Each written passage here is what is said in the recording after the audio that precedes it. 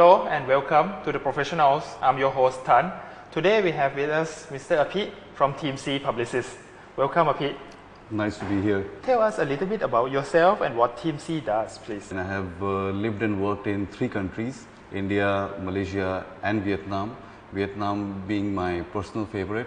Nice. Of course, home is always home, but I really feel inspired in Vietnam because it is very fast changing and I enjoy my line of work here. Going to Team C, I think Team C is based on the principle of creating content and collaboration. In order to be responsive to the marketing landscape today, we sometimes have to go beyond what we have not already prepared for.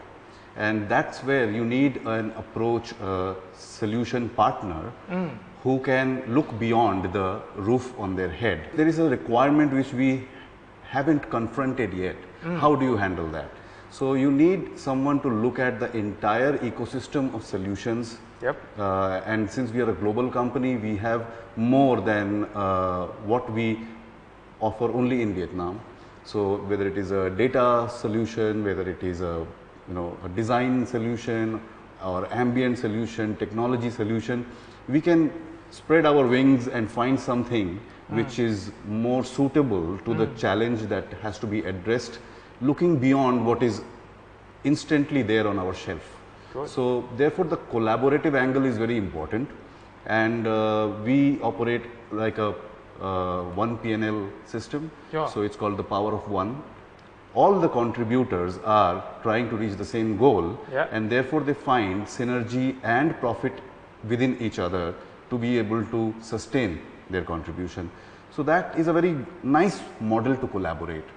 So that's one part of how we approach challenge in Team C. The other part is about content, and I think that's a very important aspect of solution finding in markets like Vietnam. And one of the contributions you are making is the kind of content which is really important here. That basically comes from the fact that we have been a part of the global supply chain in a certain way for a very long time. True. It's almost what I call as a lunchbox sharing. And in an economic term, there is a term called comparative advantage, right? Correct. So if you are good at gardening, keep on gardening and I will do the flower shop, right? But I think the change right now that we see in the world, we are trying to move up the value chain, right? And yes, that's what Vietnam as a country we do need. Yes. Because we want to add more value to our economy. And also to the world economy, because there might be problems which the world don't already have a template to solve, and therein a different way of looking at things is a very valuable asset. We want to unpack solutions beyond the current template of solutions, and I think that's the role that we want to play on the table. Now, when we talk about different perspective, I like what you just mentioned earlier about looking beyond our own roof. Being a thought leaders operating in multiple countries, interacting with a lot of people across levels. So can you elaborate a little bit beyond, looking beyond our own roof? What does it mean by that? What we practice as individuals and professionals, they all come from a certain value that we believe in. And I like the quote from Charlie Chaplin on that matter. He says, amateurs, that's all that all of us are. We don't live long enough to be anything else. I know for a fact that I don't have all the answers. That's true. And I am comfortable with that. I know for a fact that I do look at things differently just because of the fact that I am a different individual. I have different kind of experiences. Okay, I can look at a problem differently, and maybe the problem will benefit or the opportunity will benefit from that perspective. So that's what gives us this whole idea of going beyond our roof, because then we are not tied by tight rules and expectations and cookie cutter solutions. So that opens us up. If the problem on the table gets solved, everyone needs to congratulate each other for having achieved that. I understand. So, but then again, for younger generation, younger people, or even myself when I was younger, it was a struggle to open up to that, to embrace the mentality that as long as the problem is solved, what are something or some characteristics that make great marketing and brand builders able to do that, whereas other normal or junior one couldn't achieve yet? I think the cause can be found in self-confidence, which takes a while to come. As we grow, we know our boundaries, we know our strengths, weaknesses, and we also have experienced how other people's strengths build our own strengths or fill up our own weaknesses. So, the whole idea of being comfortable in your skin is something which a youngster may have, or he has to grow it in himself. So, I think that's one thing that probably keep them a little tight.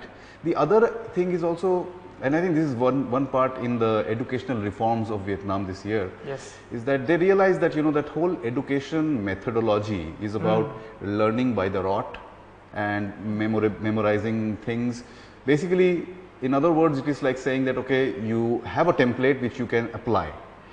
That does not apply in our world anymore. No. So, you can imagine a youngster who has come from, let's say 21 years of education, telling them that there is a template to every problem, and then they are put in a situation where the template doesn't apply. The natural instinct is to save yourself, close yourself. Yes. I know better. You know. Yes. So, I think in my profession, in your profession, we would come across this situation very often, that we would have grown out of the discomfort of saying that I don't know. Most of the times we are obliged to say I know. I know is a problem, and I think it is much more of a burden on the young people, because they have the whole burden to prove themselves before anybody else. Nobody has the patience anymore. Yeah.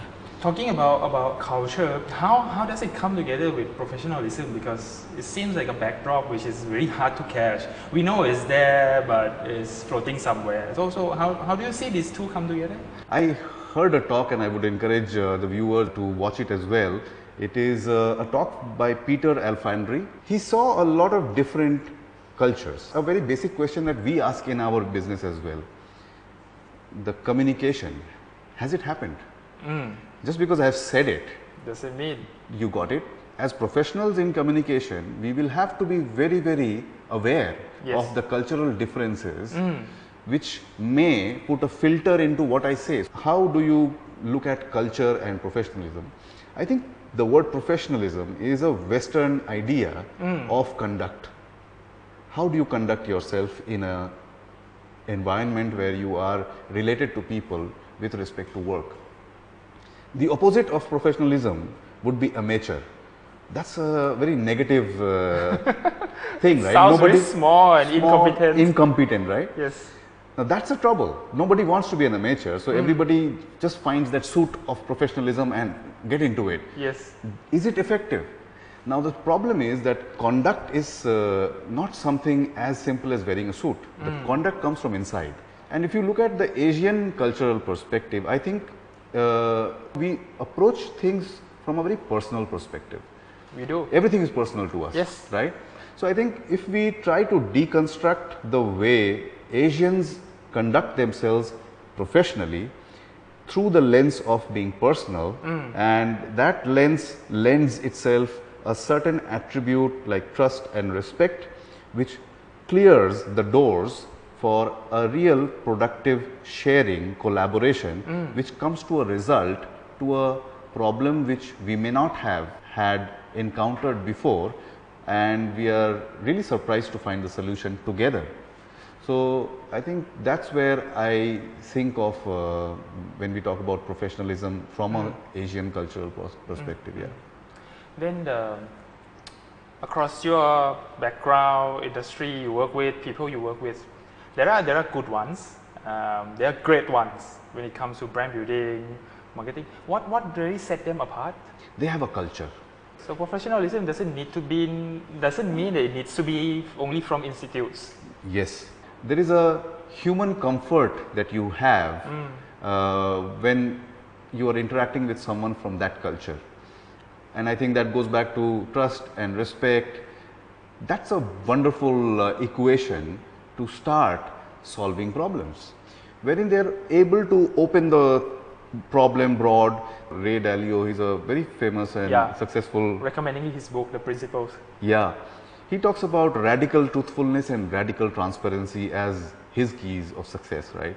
When you look at this culture, you find that it is a given. The moment it is a given, everyone is very comfortable. When they are comfortable, they are able to contribute. And I have experienced that with PNG. Now, I have experienced that in Vietnamese businesses as well. So I think in some businesses, when the person that you are interacting with, typically at the C-suite level, they have that whole idea of learning, of trusting, of respecting, then the outcome is the same. It will be a great outcome. What would be a few advices that we can give to young brand builders, marketing aspiring people, or people who work in brand building industry that they could do so that they be a little bit more culturally aware? I'll try to answer because I personally feel I'm still an amateur there. But it's very difficult to question in culture because you don't know when you're crossing the line of respect. There is another way of looking at culture. When you look at the culture in its own self, you don't try to compare it with anything else. That's a very difficult part because how do you learn the difference without having a comparison? Yeah. So then you have to go deeper into the culture. You have to look at the historical perspective where this culture is coming from. So you do compare, but from the past to the present rather than the present to the present in other places. Because if you are all about Instagram and Facebook, so is anybody else in any other part of the world. How is your Instagram and Facebook different from the Instagram and Facebook of a Thai person or an Indian person? To answer that question, you have to go back in your culture.